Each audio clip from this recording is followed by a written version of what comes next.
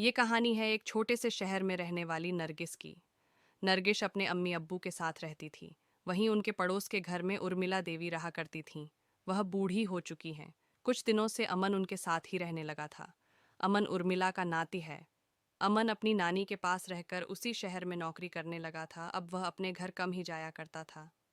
उन्हीं दिनों अमन की मुलाकात नरगिस से हुई और दोनों को ही पहली नज़र में प्यार हो गया। नरगिस थी ही बेहद खूबसूरत।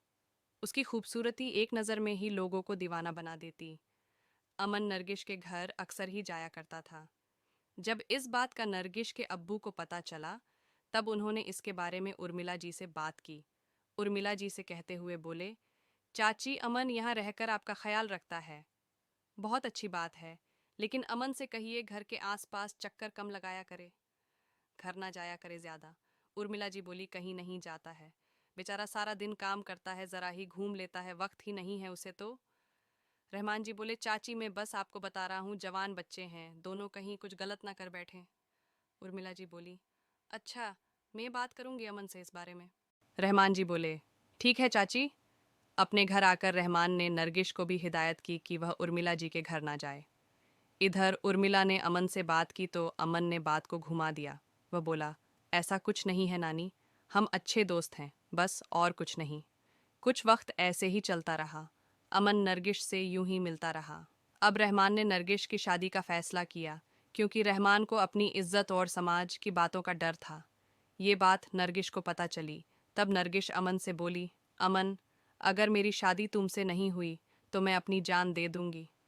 अमन ने नरगिस को चुप कराया और नानी के पास चला आया और नानी से बोला, नानी मेरी शादी नरगिस से करा दीजिए, मैं उसके बिना नहीं जी पाऊंगा। उर्मिला अमन को रोता हुआ देख खुद भी रो दी। फिर अमन को समझाते हुए बोली, बेटा, ये मुमकिन नहीं है। तू जानता है कि नरगिस अलग धर्म की है और समाज भी ये स्वीकार नहीं करेगा। हो सके तो तू नरगिस को भूल जा। अमन नहीं माना। वह फिर बोला, नानी, मैं नहीं जी पाऊंगा नरगिस के बिना। अब उर्मिला कुछ बोल ना सकी अमन से। उर्मिला नरगिस के घर गई और रहमान से बोली, बेटा, नरगिस की शादी अमन से कर दो। दोनों एक दूसरे से प्यार करते हैं, दोनों शादी करना चाहते हैं। रहमान बोले, चाची ये क्या कह रही हैं आपको तो पता है आप हिंदू हैं और हम मुस्लिम, हम दोनों के धर्म अलग हैं। ये कैसे मुमकिन है, समाज इसे कभी नहीं स्वीकार करेगा। उर्मिला जी बोली, क्या हिंदू और क्या मुस्लिम, हम कई सालों से यहाँ रह रहे हैं, सब अच्छा है। हमारे बीच कोई ऐसी बात भी नहीं, जैसे मेरा बेटा अनुपम है मेरे लिए वैसे ही तू है। रहमान जी उर्मिला की बहुत इज्जत करते थे, उनकी बात नहीं टाला करते थे, लेकिन समाज का डर उन्हें सता रहा था। फिर रहमान बोले, जी चाची, आप ठीक कह रही हो, लेकिन मोहल्ले के लोग और हमारे रिश्तेदार इस पर कभी हामी नहीं देंगे। उर्मिला फिर बोली, अच्छा, अगर अमन अपना धर्म परिवर्तन कर लें तब तो ये शादी हो सकती है। रहमान बोला, हाँ चाची, फिर तो हो सकती है। उर्मिला घर आकर धर्म बदलकर मुस्लिम होने की बात अमन से कहती है। अमन खुशी खुशी मान जाता है।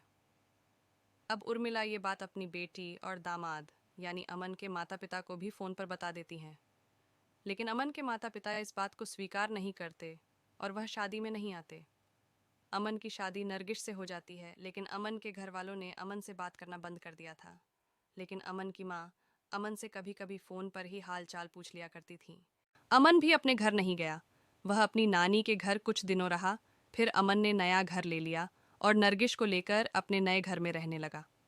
दोनों खुशी खुशी रहने लगे। उनके दो बच्चे हुए, एक बेटा एक बेटी। वह अपनी दुनिया में काफ़ी खुश थे। उर्मिला जी से मिलने भी जाते थे। उर्मिला जी अब बीमार रहा करती थीं। उर्मिला जी की तबीयत खराब रहने की वजह से अमन की माँ यानी उर्मिला जी की बेटी उन्हें अपने साथ अपने घर ले गई। कुछ दिनों बाद ही उर्मिला जी का देहांत हो गया। ये सुनकर अमन बहुत रोया, क्योंकि एक नानी ही तो थीं जो उसे समझती थीं। अब उसके पास कोई सहारा ना रह गया था। पास खड़ी नरगिस भी रो रही थी। उनको भी नानी से बचपन से ही बहुत लगाव था। अमन अपने घर जाने की तैयारी करने लगा, अपनी नानी के अंतिम दर्शन के लिए। नरगिस रोते हुए बोली, मैं भी साथ चलूंगी, मुझे भी नानी के अंतिम दर्शन करने हैं। अमन बोला, तुम ना ही चलो तो अच्छा है, वहाँ कोई तुम्हें पसंद नहीं करता। नरगिस नहीं मानी और नानी के अंतिम दर्शन के लिए साथ जाने के लिए तैयार हो गई। नरगिस के अब्बू अम्मी भी साथ जाने के लिए तैयार हो गए। रहमान बोले, चाची के अंतिम दर्शन के लिए हम भी चलेंगे। सब अमन के माता पिता के घर पहुंचे। नानी बेजान पलंग पर पड़ी थी। उनके अंतिम संस्कार की तैयारी हो रही थी। सब लोग रो रहे थे।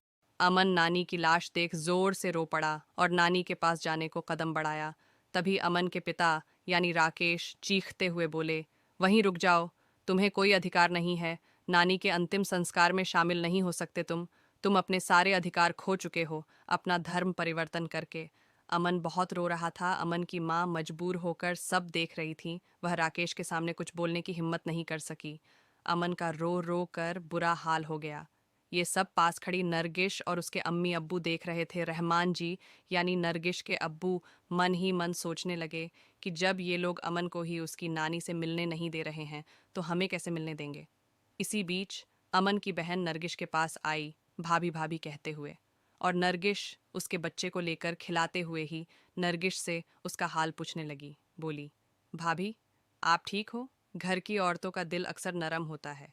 घर की सभी महिलाएं चाहती थीं कि अमन को नानी के अंतिम दर्शन करने दिए जाए, लेकिन घर सभी बड़े अपनी बात पर अड़े रहे। वह मानने को तैयार ही नहीं थे। अब रहमान को भी अपनी गलती का एहसास हो रहा था। रहमान नरगिश से बोले, बेटी शादी को 7 साल हो गए तेरे लिए। अमन ने अपना धर्म परिवर्तन किया था, अब तेरी बारी है। नरगिश बोली, जी अब्बू, मुझे भी अमन का दुख देखा नहीं जा रहा, मैं भी यही सोच रही थी। रहमान जी राकेश जी के पास जाते हैं और उनसे हाथ जोड़कर माफ़ी मांगी और धर्म परिवर्तन की बात बोली। राकेश ये सुनकर हैरानी से रहमान को देखने लगा। अब राकेश का दिल भी पिघल रहा था। राकेश ने अमन की तरफ देखा और फिर उसने नरगिश और बच्चों को देखा। मासूम सा 5 साल का बच्चा भी अमन और नरगिश को रोता देख रो रहा था। राकेश अपनी जिद अब अच्छी नहीं लग रही थी। वह रो पड़ा और रहमान से बोला, भाई साहब, मैं भी अपने इंतकाम में अंधा हो गया था। हम लोग इंसानियत को भूल बैठे थे। इंसान है हम खुद को भगवान समझ बैठे। धर्म से पहले हम सब इंसान हैं और इंसानियत पहले है। राकेश ने रहमान को गले से लगा लिया, सारी नाराजगी खत्म कर। अमन को भी अपने सीने से लगा लिया और कहने लगा, मुझे माफ़ करना बेटा, तेरी नानी ने ही ये रिश्ता जोड़ा था। अब हमें भी कोई ऐतराज़ नहीं है तुम्हारी शादी से। आज बहू पहली बार घर आई है, ऐसे मौके पर आई है और इतना बलबा हो गया। राकेश फिर बोले, अमन की माँ बहू को अंदर ले जाओ। और फिर सबने मिलकर नानी का अंतिम संस्कार किया।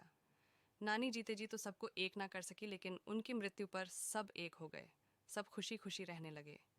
आपको हमारी ये कहानी कैसी लगी कमेंट में ज़रूर बताएं।